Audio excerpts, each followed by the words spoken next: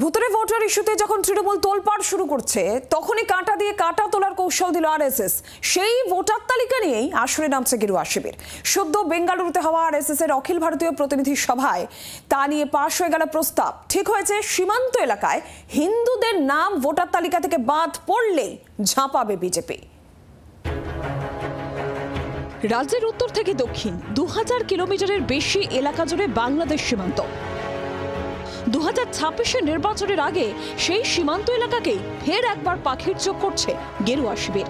জলপাইগুড়ি, রায়গঞ্জ, বালুরঘাট, মালদা উত্তর, রানাঘাট, বনগা 2024 লোকসভা নির্বাচনেও খালি হাতে ফেরায়নি পদ্ম শিবিরকে।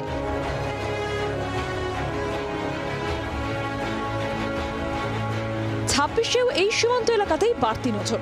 সেই সঙ্গে সংখ্যালঘু প্রভাবিত অঞ্চলেও হিন্দুদের মন রাখতে আসরে নামছে পদ্ম শিবির। হাতিয়ার সেই ভোটার তালিকা। সংখ্যালঘু প্রভাবিত এলাকায় হিন্দুদের নাম ভোটার তালিকা থেকে বাদ পড়া নিয়ে ইতিমধ্যেই সুর চড়াতে শুরু করেছেন শুভেন্দু সুকান্তরা। পশ্চিমবঙ্গে ভুতুড়ে ভোট তুলেছে তৃণমূল কংগ্রেস। রোহিঙ্গা মুসলমান অবৈধ অনুপ্রবেশকারীদের ভোটার লিস্টের নাম তুলেছেন তৃণমূল কংগ্রেস।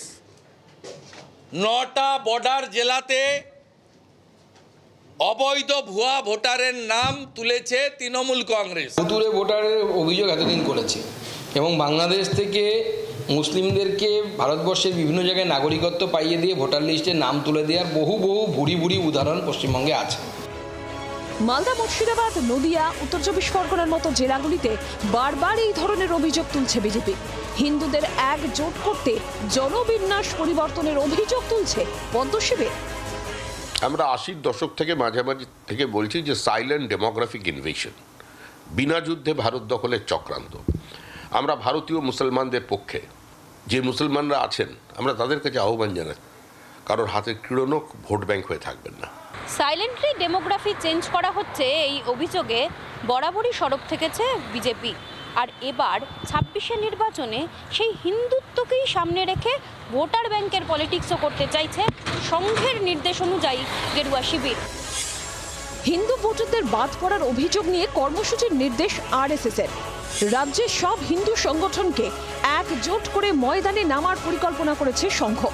আরএসএস এর অখিল ভারতীয় প্রতিনিধি সভার 2 দিনের বৈঠকে এই প্রস্তাব পাশ হয়েছে।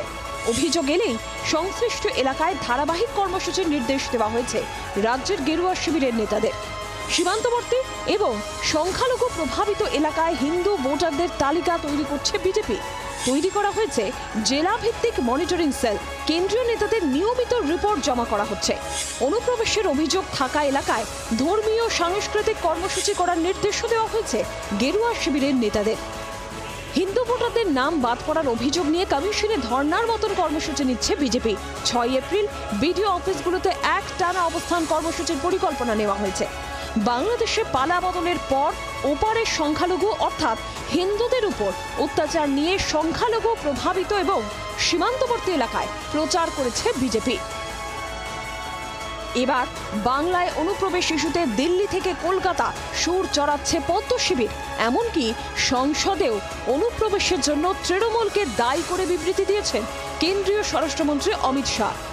कि ये 450 किलोमीटर फेंसिंग रुकी है तो केवल और केवल बंगाल सरकार की दया की दृष्टि घुसपैठियों के पर जो है इसके कारण।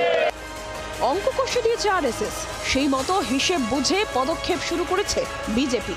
তবে শেষ পর্যন্ত এই সমীকরণ ইভিএমে আদৌ ছাপ ফেলতে পারবে কি?